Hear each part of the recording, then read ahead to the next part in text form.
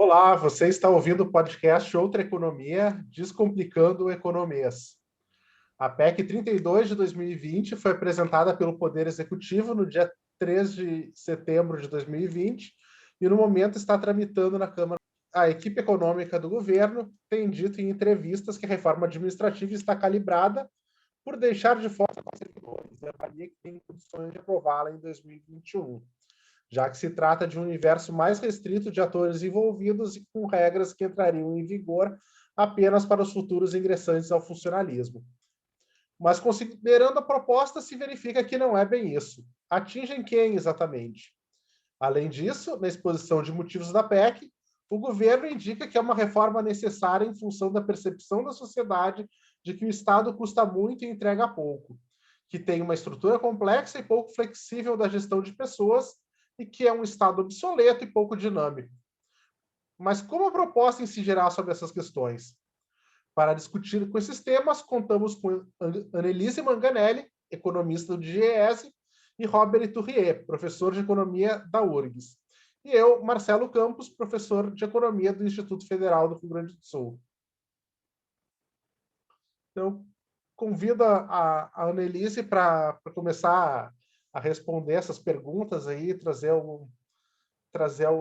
alguns dados sobre os servidores, quem são, onde atuam.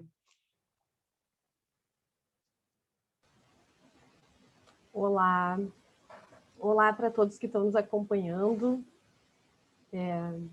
Oi, Marcelo, Robert, agradeço o convite por participar aqui desse programa.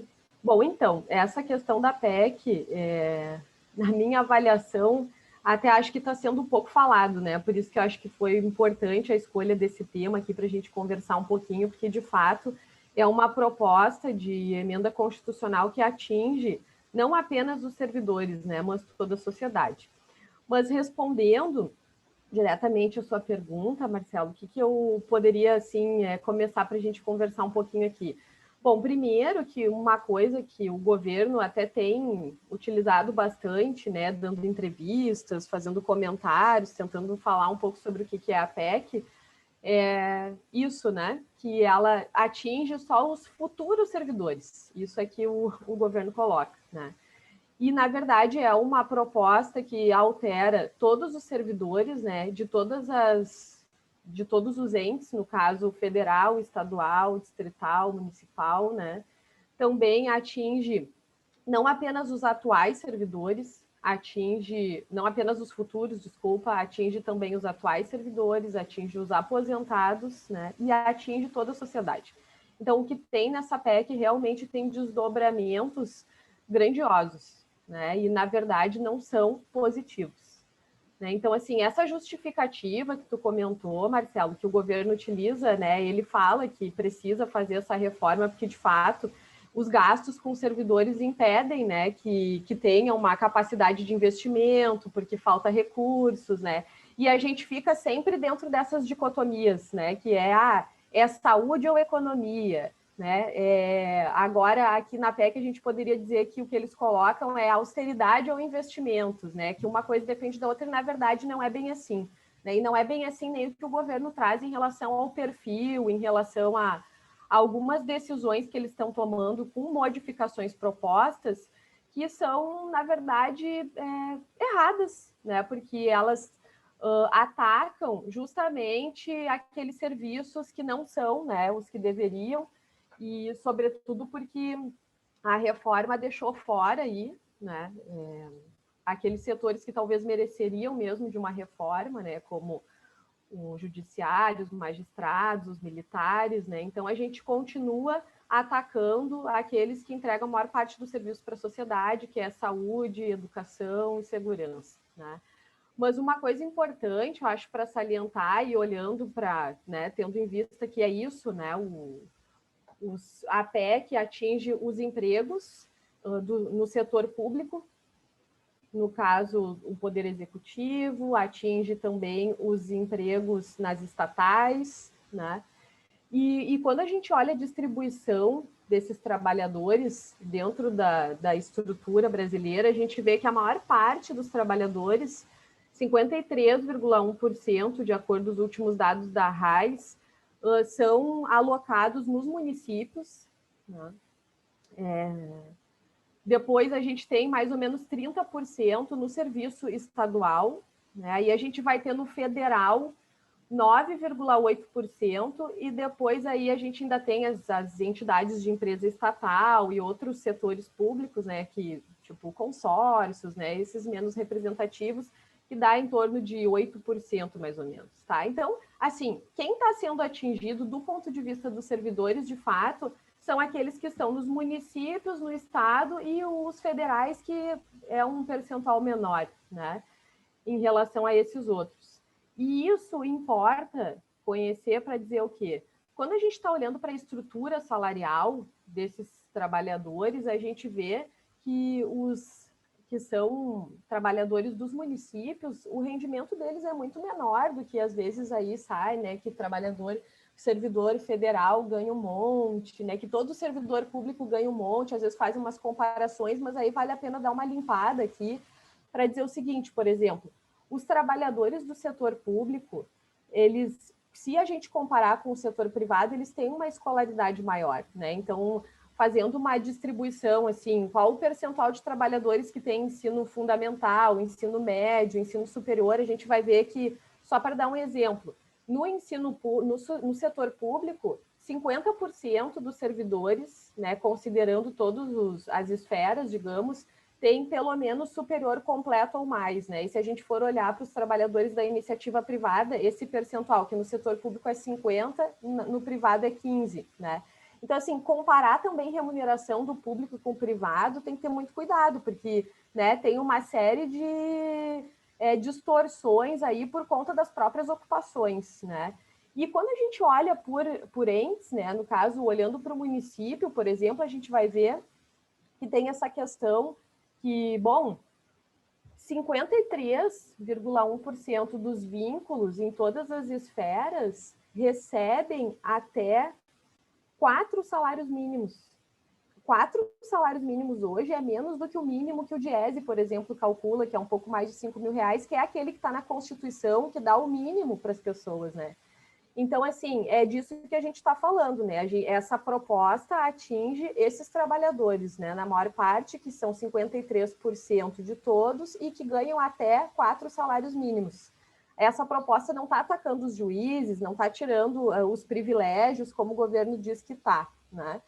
E a outra questão é que, assim, 40% de todos os vínculos dessas esferas aí que a gente falou estão em educação e saúde, que é o que a população precisa e que são onde as pessoas ganham mal, né?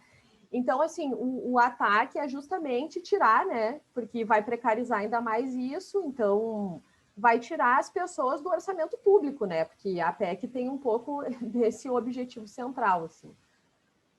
Uma outra questão que vale a pena frisar também é que essa questão dos impactos e dos desdobramentos da PEC importam para dizer o seguinte: o governo está tentando modificar uma série de coisas, não é só do funcionalismo, porque ele modifica, e aí eu posso falar um pouquinho depois, mas ele modifica a questão de privatizar, né, que é o objetivo do governo, privatizar os serviços públicos, né?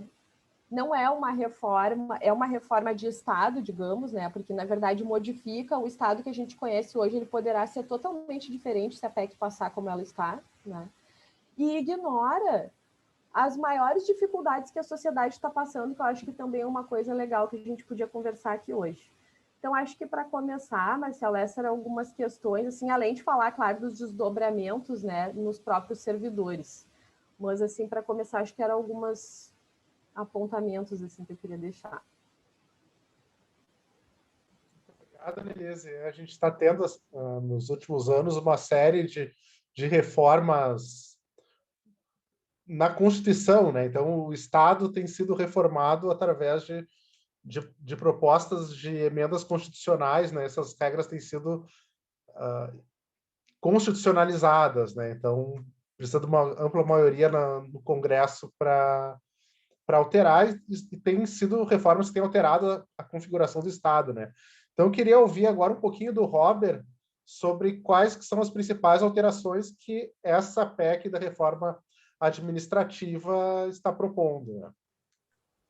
Bom, em primeiro lugar, cumprimentar a Annelise e o Marcelo, e agradecer por estar aqui com vocês discutindo esse tema que é bastante relevante, que de fato está passando ao largo do debate público, mas que vai, se passar, né, mudar bastante o serviço público, né? E também, por consequência, o atendimento a esse serviço. Então, assim, acho que o principal elemento que está aí para a mudança é o fim da estabilidade para a maior parte dos servidores públicos, né? Que seria, na verdade, uma ampliação dos tipos de servidores públicos, teria mais de um tipo, não é? Constituiriam castas diferentes no serviço público, aqueles que teriam estabilidade, né? E aqueles que não teriam estabilidade, que poderiam, a princípio, ser demitidos sem nenhum critério, digamos assim, não é? Então, essa acho que é a principal mudança, né? Além disso, a proibição de reajustes salariais retroativos, extinguir férias superiores a 30 dias, né? A gente sempre tem a referência de que os juízes têm 60 dias de férias, mas a princípio eles ficariam fora dessa alteração, né? Também não poderia ter redução da jornada de trabalho sem reduzir os salários. Uma extinção progressiva dos cargos comissionados e das funções gratificadas. Que função gratificada é, digamos assim, a organização de trabalho dentro dos órgãos estatais, que passariam a não ter remuneração, né? E aí, bom, se instituiriam possibilidade de novas formas também de contratação através do assessoramento, ou seja, acho que a Annelise pode detalhar um pouco mais isso, mas seria uma contratação de CCs, digamos assim, né, em larguíssima escala, tá?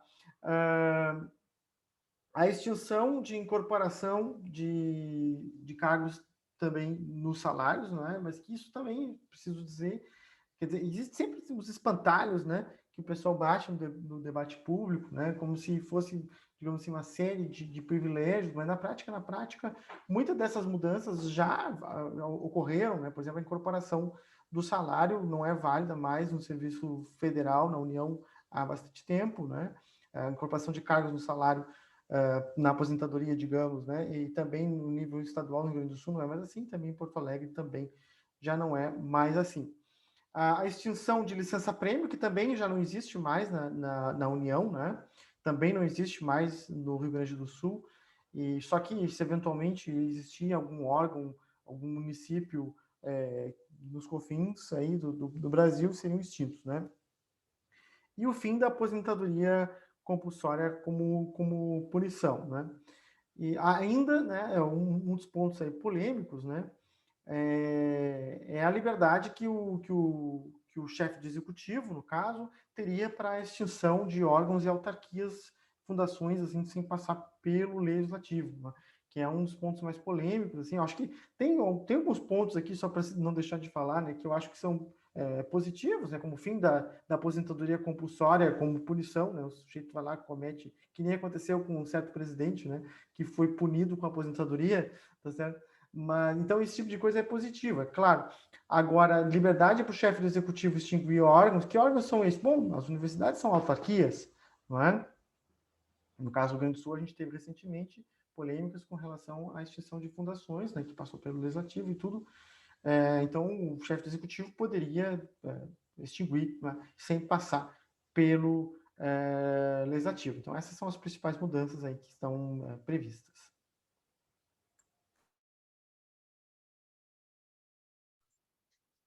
Aproveitar o gancho aí de extinção de órgãos públicos, né, Robert? Eu acho que é um ponto que a Annelise trata ali da reforma do Estado e eu acho que fazer um gancho com a pandemia agora, que muito do combate, da pesquisa, desenvolvimento de vacinas tem feitos em órgãos que estão sujeitos a sofrer os efeitos dessa reforma administrativa, né?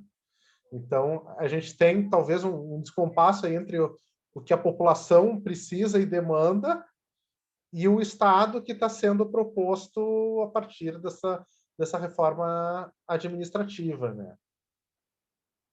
E aí eu queria perguntar, então, como é que vai ocorrer nesse novo Estado que vai emergir aí, a gente espera que não, mas enfim, mas como é que seria a configuração desse Estado? Como é que seriam os servidores que vão atuar nesse Estado pós-reforma administrativa? Seriam temporários, indicados pelo governo, CCs? Então, o Robert já entrou um pouco nessa discussão, né? A gente vai ter duas classes de servidores. Então, como é que vai ser o Estado brasileiro a partir daí? Quais são as principais diferenças em relação ao Estado que a gente tem e conhece hoje, né? Então, Marcelo, essa tua questão, né, que tu trouxe, deu o exemplo da pandemia, é ótimo, né, porque é isso, só para fechar essa questão importantíssima que o Robert trouxe, que é essa autonomia, né, que o presidente vai ter, os superpoderes, né, e um exemplo, eu gosto muito de lembrar isso, a gente está com um governo aí que se elegeu defendendo que tinha que ser menos Brasília e mais Brasil, né, mas é exatamente o inverso isso, porque instituir, como eles querem a partir da PEC, esses superpoderes aí para o presidente, vai ser exatamente o contrário, né? Então, imagina com toda a questão ambiental também que a gente está vivendo, eles poderem chegar lá e dar um carteiraço, acabar, né, com os órgãos de controle. Então, assim, e isso com o mundo inteiro olhando para o Brasil, né, já sem ter uma PEC dessas vigente. Imagina com essa PEC nesses termos aí que está. Mas respondendo um pouquinho essa questão, Marcelo, também, que o Robert tocou, né, rapidamente dos vínculos, né, como que seria? Na verdade, tem muita coisa que não está bem claro na PEC, né, sobre detalhamentos, assim. O que a PEC indica é o seguinte, modifica, né, toda essa forma de ingresso que a gente conhece hoje no serviço público, essa questão do estágio probatório, né, isso tudo vai se modificar, porque a proposta é que existam 5 novos vínculos, né? Então, na verdade, tem uma parte que seriam os cargos típicos de Estado, né? Esses são os que fariam um concurso, mas no caso, mesmo eles teriam estabilidade só depois de 3 anos da aprovação do estágio de efetivo exercício, e eles poderiam sair.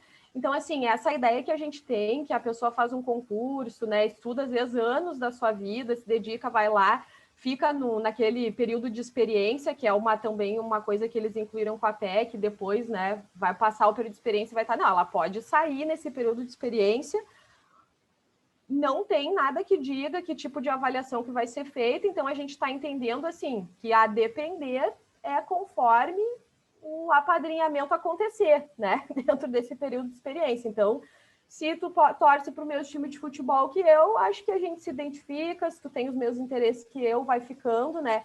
E isso é muito preocupante, porque vai havendo uma seleção, digamos aí, né, dentro do serviço público, muitas vezes norteada por conceitos, por ideais equivocados, né? Então, a bel prazer do governante que está ali, né, naquela instituição, naquela esfera, enfim. Então, vai ter o cargo típico de Estado, depois vai ter uma outra modalidade, que são aqueles contratados por prazo indeterminado, né, que também não tem estabilidade, esse em nenhum período, nem depois do contrato de experiência, ele não tem estabilidade, né? E ele também vai estar sujeito, né, a uma classificação que o governo também não esclarece muito, que vai ser depois por lei complementar, né, como que ele vai ser classificado para permanecer. Vai ter os trabalhadores por contrato por prazo determinado, que a PEC só diz que vai ser uma seleção simplificada, que a gente não sabe também exatamente como que vai acontecer, pode ser só indicação política, pode ser mil coisas, né? A forma com que isso vai se dar também vai precisar ser regulamentado lá na frente, não tem nenhuma estabilidade. E tem ainda o vínculo, que é o cargo de liderança, esse ou assessoramento, né? Que é uma coisa que preocupa muito, que inclusive está previsto para ocupar funções técnicas, né? Então imagina um cara lá que é agente ambiental, que tem que dar uma liberação aí para uma grande empresa, uma multinacional, ele pode ser um CC, né? Então, assim, ó, vejam como pode mudar toda a lógica de Estado que a gente conhece hoje, né? Que muitas vezes ainda, por causa da estabilidade, ainda tem, né, essa credibilidade, digamos assim, de não passar qualquer coisa, porque a gente sabe que, embora o serviço público tenha muito problema, tem muita gente, né? E a maior parte é honesta, a maior parte está preocupada, né, com entregar um serviço de qualidade, entregar mesmo com todas as dificuldades também, que a gente sabe que o próprio arranjo do serviço público ainda tem, que precisa certamente melhorar. Mas a PEC não ataca em nada disso. A PEC não ataca em processo de trabalho, em melhoria, a PEC não diz como os servidores vão ser avaliados, não, ela só abre portas. Abre portas para trazer a rotatividade do mercado de trabalho que a gente abomina hoje, que é um problemaço para a gente enquanto melhorar capital humano, desenvolver empresa, ter menos empresa intensiva só em mão de obra, com baixa qualificação, mas ter mais empresa, né, com alta tecnologia. A rotatividade é um problema para tudo isso. E é um mecanismo altamente utilizado de redução de salário, né, no mercado de trabalho privado hoje. O que o governo está fazendo é colocar toda essa lógica para dentro do serviço público. Então, se a gente já tem um mercado precarizado, a gente só vai ampliar ainda, fazendo com um setor que ainda tem, né, minimamente uma decência de trabalho, que deixe de existir essa decência. Um outro problema grave é a questão da previdência, né, gente? Porque, assim, o governo não fala se esses contratos vão ser CLT. A gente nem sabe, a gente até imagina que provavelmente seja, modalidades e tal, mas ele pode criar uma coisa maluca, né? Assim, então, essa é uma insegurança muito grande que tem na PEC quanto a esses vínculos, né? E esses vínculos não estarão mais, claro, vinculados a um regime próprio de previdência, né? Porque todo esse pessoal que vai entrar aí vai para o RGPS, né? Para o regime geral. Então, a gente vai acabar passando a ter um outro problema, que é qual vai ser a sustentabilidade dos RPPS hoje no Brasil, né? Então, a gente já viu como foi desgastante toda a discussão da reforma da Previdência que aconteceu, né? E como isso vai se agravar no momento em que todo mundo que ingressar no serviço público, nessas novas modalidades, deixa de financiar isso, né? E esses pontos vão ser, de fato, um problema bastante recorrente e que, no momento, não tem nenhuma solução, né? Uma outra coisa, Marcelo, que eu acho legal, assim, chamar a atenção dessa PEC é essa modificação que o governo propõe, que está nos princípios constitucionais, tá? Então, hoje, nós temos lá na Constituição, no artigo 37, 5 princípios, tá? Então, o Estado, né, trabalha com isso, que é o princípio da administração pública, da legalidade, da impessoalidade, da moralidade, da publicidade e da eficiência. Isso é o que está hoje na Constituição. A PEC quer incluir um outro princípio, que é o princípio da subsidiariedade, né? E por que eu queria chamar atenção para isso? Porque, na verdade, isso nada mais é do que dizer que, a partir de agora, o Estado ele vai se preocupar com aquilo que o mercado não quiser. É isso que o Estado brasileiro vai passar a fazer se a gente inclui esse princípio na Constituição, tá? Então, hoje, a gente vê que nós temos uma atuação, digamos, parceira com muitas instituições privadas, né? Que a gente também vê que tem muito problema, né? Tá aí a quantidade de processos que o TCU tem que, né, cotidianamente investigar de empresas que ganham a licitação, que nunca pagaram funcionário. A gente está vivendo isso aqui no Estado, vive na prefeitura, né? Então, assim, mas a gente tem essa possibilidade ainda, tá? O que o governo quer é disseminar isso, né? E dentro da PEC, ele inclui uma forma prática de fazer isso, que é através dos instrumentos de cooperação. Então, o que ele vai dizer na PEC? Ele vai dizer que vai poder existir esses instrumentos de cooperação e que eles podem ser firmados não apenas com instituições que não tenham fins lucrativos, como é hoje. Porque hoje a gente conhece o que é mais, talvez, plausível, assim, para dar como exemplo, são as OS, né? Na saúde tem muito, né? Tem na educação também em alguns estados já. Então, assim, a OS, ela necessariamente tem que ser uma instituição sem fins lucrativos. Aqui o governo está dizendo, né, e ele vai dispor ainda, porque ele não dá detalhes de como vai ser esses instrumentos, mas ele já diz que vai poder ter fins lucrativos, tá? Então, assim, é uma coisa de tu imaginar a Croton, né, administrando a educação do Rio Grande do Sul, Porque, bom, isso pode disseminar de uma maneira que a gente não sabe, não tem na PEC nada que diga o que vai impedir que isso aconteça, entende? Então, esses são fatores que preocupam muito, né? E sem dizer o seguinte, eles também incluíram nesse trecho, né, uma questão que não precisa ter nenhuma contrapartida para o setor público. Então, o setor público vai fazer esses instrumentos de cooperação, vai estar amparado lá no princípio da Constituição, vai poder ceder todos os espaços públicos sem qualquer contrapartida. Então, prédios, todo o mobiliário, tudo para essas instituições que vão assumir, né? Que vai ser um negócio ótimo, né, para a iniciativa privada e que não tem contrapartida. Isso ele já deixa já na PEC estabelecido, né? Então, essa generalização, digamos, desse tipo de instituição é que eu chamo a atenção que pode mudar e é um outro estado, um estado que a gente não conhece hoje, né? E para quem já assistiu aquele filme, né, o Eu, Daniel Blake, talvez possa fazer uma relação com o que vai ser depois da PEC 32, né? Eu queria, acho que, aproveitar e pedir para te voltar um pouco naquele ponto ali que tu falas da proteção, da importância da estabilidade, né? Acho que a gente podia comentar um pouco sobre a estabilidade ter surgido não como um benefício ao servidor, mas como uma proteção para a sociedade, né? E aí acho que tu traz muito bem o exemplo do meio ambiente, né? E a gente tem em evidência isso de que o gestor pode ter interesses que vão contra a sociedade, a estabilidade do servidor, seja o meio ambiente é o primeiro exemplo que vem em mente, mas a gente pode pensar na polícia, até nos órgãos de controle, né? Que a estabilidade é uma segurança para o servidor público, né? Poder contrariar algo que seja algum interesse do gestor, né? Então, esses dias a gente teve um deputado, um delegado da Polícia Federal, não sei se vocês acompanharam no Congresso, sendo ameaçado por deputados, né? E ele fala dele justamente que a estabilidade é a garantia para que ele possa investigar e contrariar os interesses de governantes, né?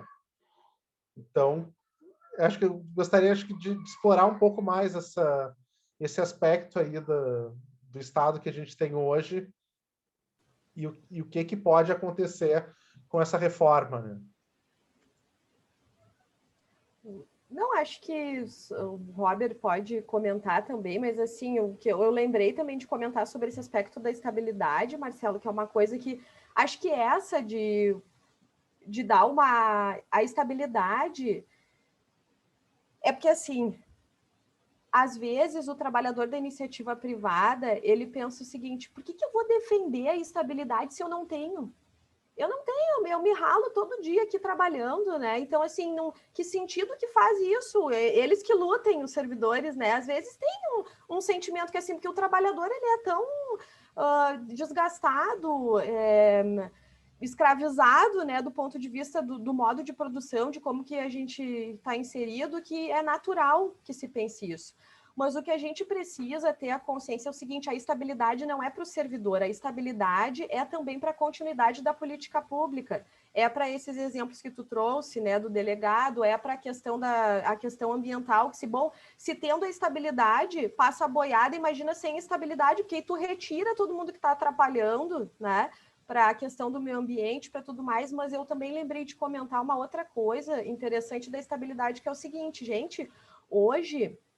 se nós pegarmos, é comum, né, a gente ter em esfera municipal, estadual, principalmente, que é onde a população está recebendo serviço, servidor que não ganha nem reposição da inflação há anos. Tá? Isso é uma coisa que está comum, que não acontece, né, em geral, na iniciativa privada, porque a iniciativa privada tem database, negocia, claro, não é todos os segmentos, mas no geral o que eu quero dizer é que num momento no ano, na iniciativa privada, vai ter lá patrão, empregador negociando, que hoje o servidor público não está conseguindo, então ele já está, né, como o nosso caso aqui do Rio Grande do Sul, que os servidores não recebem há 6 anos a inflação, né, então tem muita gente que ouve que os caras estão querendo reajuste, mas a gente está falando de reposição de inflação, o salário deles diminuiu, né, dentro desse período. Então, assim, o que acontece? Tu tem cargos no caso do serviço público, que não são todos os cargos que são melhor pagos do que em relação ao setor privado. E a gente pode ter o caso dos professores, professor da iniciativa privada recebe um pouco melhor, né? Em alguns casos, a gente vê isso com bastante clareza na média, tá? Do que professor do setor público. Tem a questão dos médicos, que é gravíssima, a questão dos engenheiros, né? Técnicos, né? Às vezes de alta qualificação, que a iniciativa privada paga muito mais. Se não tiver a estabilidade, gente, não vai ter ninguém que vai se interessar por isso, né? Então, tudo aquilo que é para defender o bem comum, que é para a continuidade do serviço, que é a política pública que beneficia a maior parte da população e que acaba atingindo as pessoas que menos ganham, que são as que mais dependem da política pública, não terá ninguém interessado para tocar isso, né? Então, é uma questão também, já que de racionalidade, né? Que é uma coisa que às vezes a turma lá gosta muito de dizer que precisa, mas é isso, a gente está operando na racionalidade seguindo esse caminho, né? Então, não sei se o Robert quer complementar aí com alguma coisa nesse sentido. Não, eu acho que vocês tocaram bem já bastante esse tema.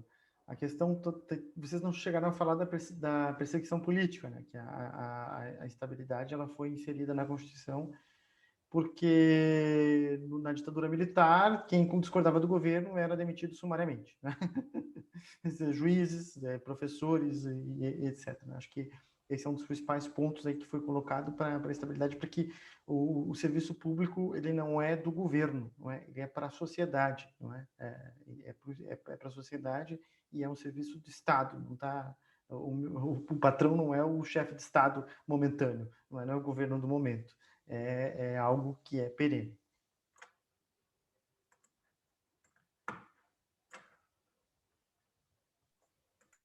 Bem apontado, né, Robert? E a gente tem muito preocupação com o que vai surgir com essa nova estrutura, inclusive em termos de possíveis perseguições, né? A gente já vem, por exemplo, professores, pesquisadores sendo censurados, tendo que fazer termos de ajuste de conduta por expressar opiniões contrárias ao governo, né? Então, isso aí pode se tornar uma rotina com servidores não tendo estabilidade, essas perseguições, né?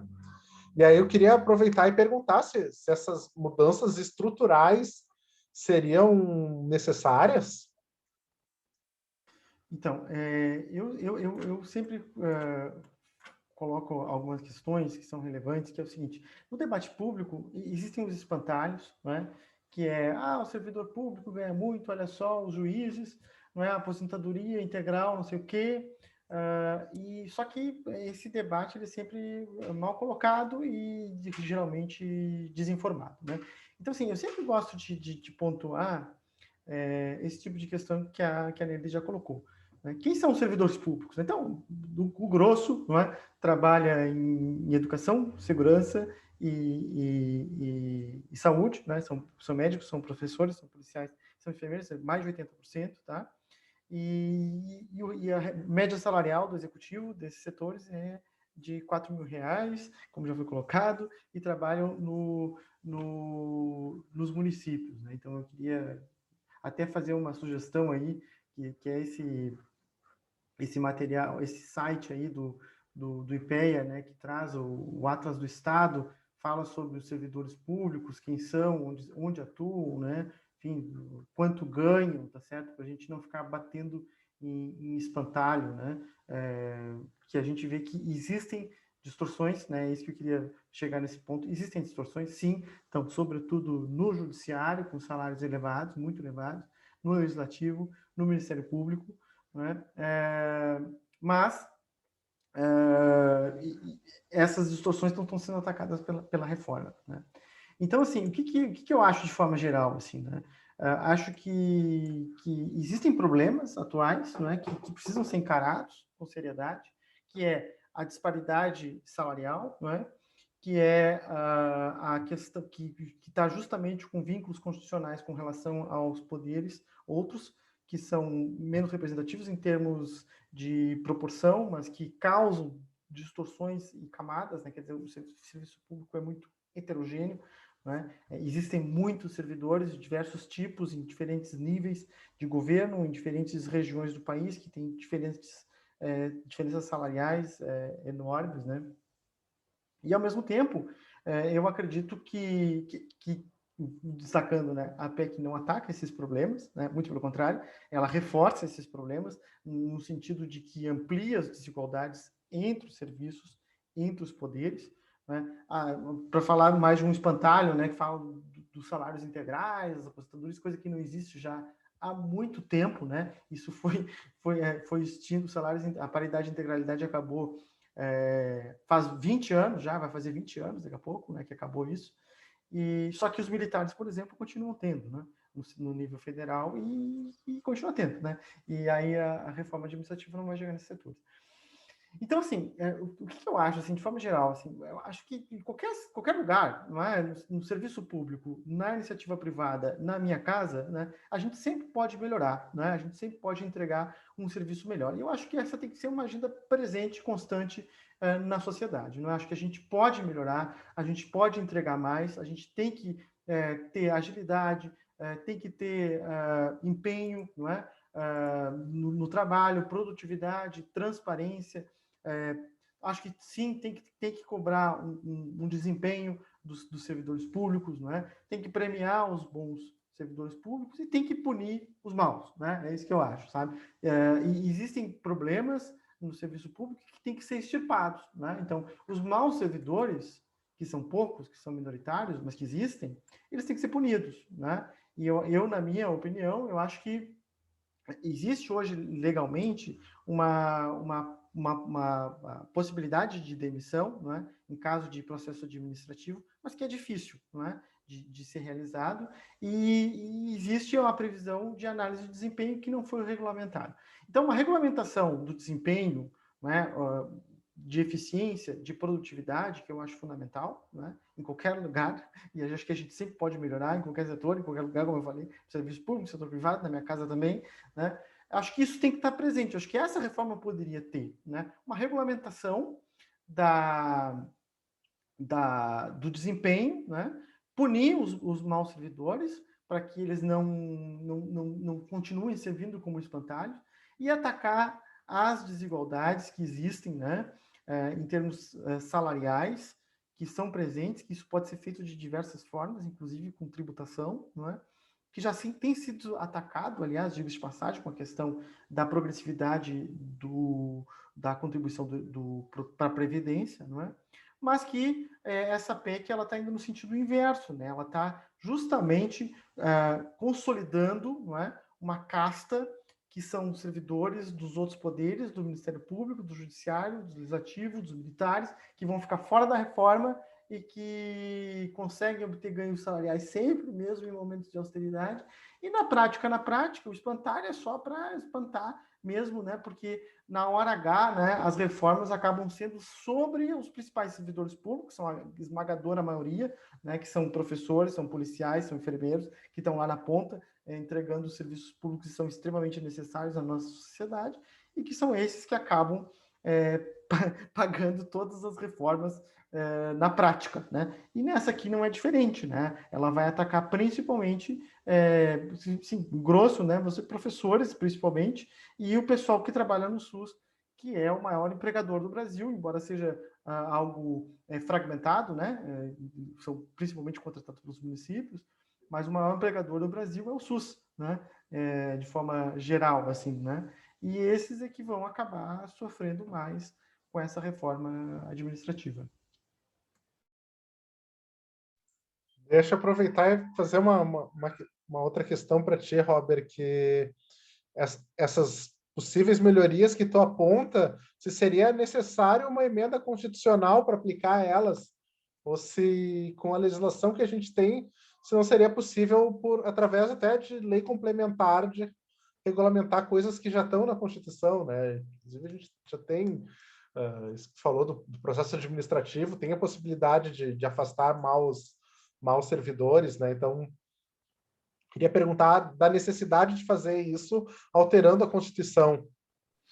Então, agora virou moda, né? O que acontece? Na prática, né, a gente tem, quer dizer, não vamos ser ingênuos, né? A gente tem, na verdade, aqui uma tentativa de longo prazo, não é? De tornar os serviços públicos privados, não é? Essa é a ideia, né? E estão colocando isso cada vez mais na Constituição. A gente tem hoje outro tema, né? Mas cada vez mais regras fiscais que são estabelecidas constitucionalmente. Quer dizer, a Constituição, que é o grande pacto da sociedade, né? E a política do dia a dia, né? A administração econômica, da política monetária, política fiscal, política cambial, política de salário, tem que ser dos governos, né? Então, o que eles estão fazendo cada vez mais nos últimos anos virou moda? Colocar tudo na Constituição, né? Ou seja, amarrar os próximos governos, impedir de que os próximos governos possam administrar e fazer mudanças do dia a dia ali da gestão pública, tá? Quer dizer, para mudar a Constituição exige uma maioria muito grande no legislativo, que não é de fácil consecução. Então, assim, o que eles querem, na verdade? Impedir, emperrar e amarrar cada vez mais as possibilidades de alteração da administração pública e da política pública de forma geral e a política econômica também, né? Então, assim, não é necessário, né? Claro, não é. O que poderia ocorrer aquilo que eu falei, né? Quer dizer, existe uma previsão de demissão por processo administrativo, isso acontece diariamente, né? Se a gente olhar no Diário Oficial, só que isso é difícil, né? Então, acho que o que poderia ter, e que já está previsto legalmente, é a análise de desempenho dos servidores, né? Que eu acho que é justo. Acho que o servidor público tem que ser bom, tem que fazer um serviço bom, tem que ser competente, tem que ser dedicado. E se tiver, digamos assim, a demissão dos maus servidores, eu vou achar ótimo, né? Então, assim, bastaria regulamentar uma análise de desempenho séria, né? Com colegiada, é claro, para não ter perseguição política, nem nada disso, que já estaria suficiente para a gente melhorar o serviço público no Brasil.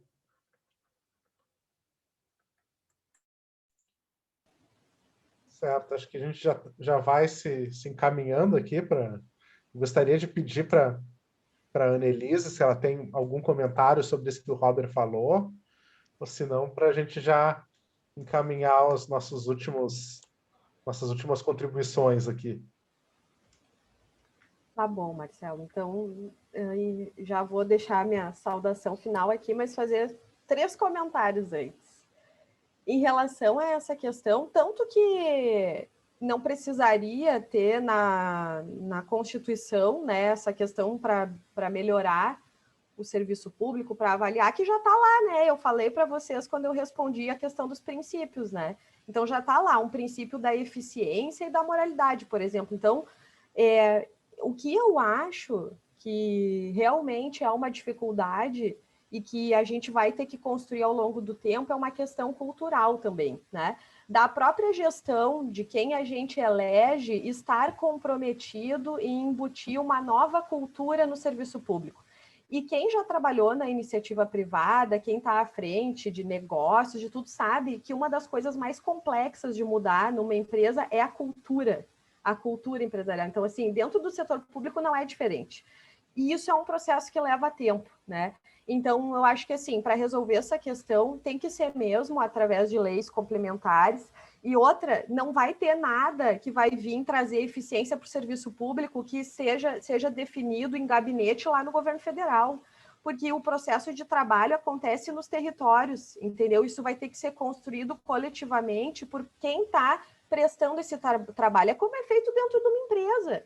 É só as pessoas pensar como é que é feito uma ISO, como é que, né, tipo ISO 9001, ISO, como é que é um controle de qualidade, como é que isso acontece, né? Acontece com a participação de quem entrega o serviço, né? E esse governo não tem nenhum interesse em construir isso. Então, por isso que essa proposta está longe de se concretizar em realmente ter melhoria no serviço público. É isso que o Robert falou. O objetivo é privatizar e acabar, diminuir o tamanho do Estado.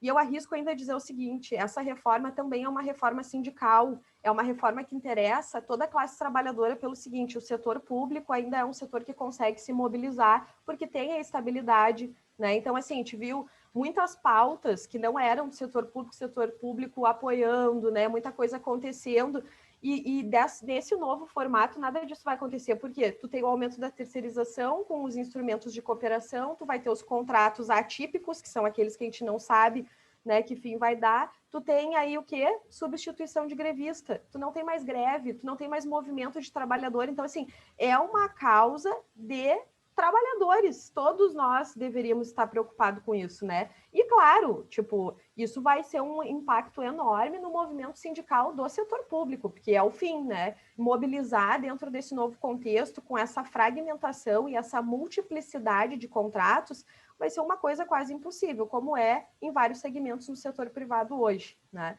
Então, isso é um problema. E a outra, para fechar, assim, né, que eu queria chamar a atenção é desse desdobramento para a sociedade, né?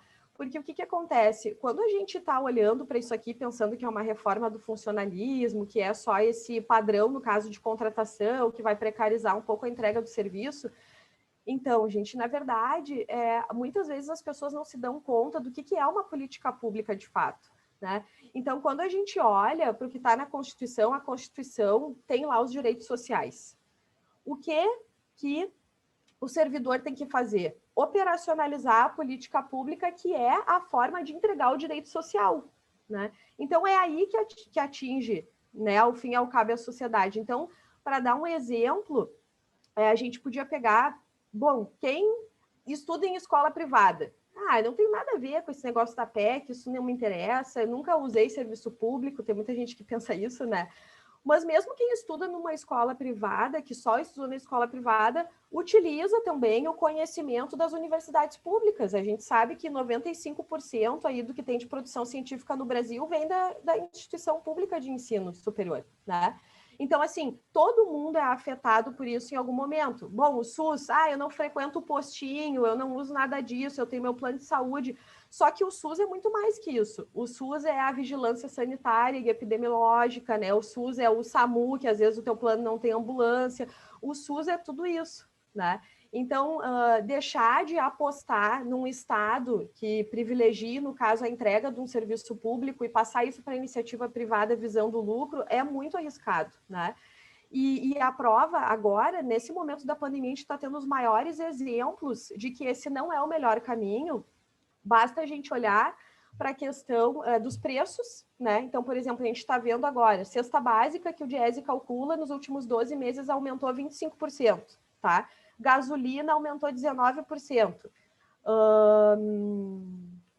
Um outro dado que eu tinha olhado era o gás de cozinha. Não, gasolina aumentou 24%, desculpa. O gás de cozinha, eu olhei hoje, aumentou 19%, né? E quem ganha o salário mínimo não teve nem o INPC, né? Então, qual a relação disso com a política pública feita, né? Operacionalizada por servidor público? Isso aconteceu em parte porque o governo abandonou, né, o controle dos estoques reguladores lá na Conab, que é servidor que entrega, que depende de política pública, o fim do subsídio do gás, que é política pública, a decisão da Petrobras com toda a questão dos preços, né, e tudo isso que deveria, né, ter lá, como na China, um CEO lá dentro da Petrobras com interesses de olhar para a população brasileira, né. Outra coisa, a questão da valorização do salário mínimo, que foi abandonada, que era uma política pública. Então, tudo isso é política pública, sabe? Eu queria dar esses exemplos, assim, para dar uma noção mais de realidade de como isso está na nossa vida todo dia e como as pessoas deviam estar mais interessadas, até por esse tema da PEC, que modifica tudo isso, né? Se for aprovada da forma como está. E agradecer o convite.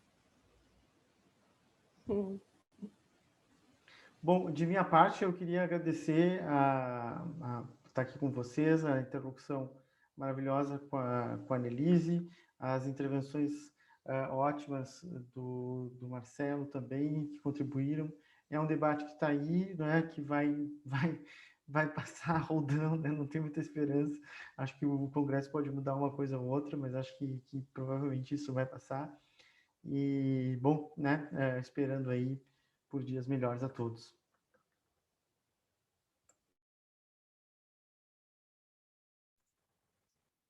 Então, agradecer então a participação da Annelise, a participação do Robert, agradecer aos ouvintes que acompanharam ali. Então, a gente deixa aqui o convite para acessarem e curtirem a página do Facebook e do Instagram do Movimento Economia Pro Agente, e também que continuem acompanhando o podcast, seja no portal Colmeia, no Castbox, Spotify ou no YouTube. Então, obrigado a todos aí, uma boa noite, que todos se cuidem e fiquem bem aí nesses tempos difíceis que a gente está vivendo aí.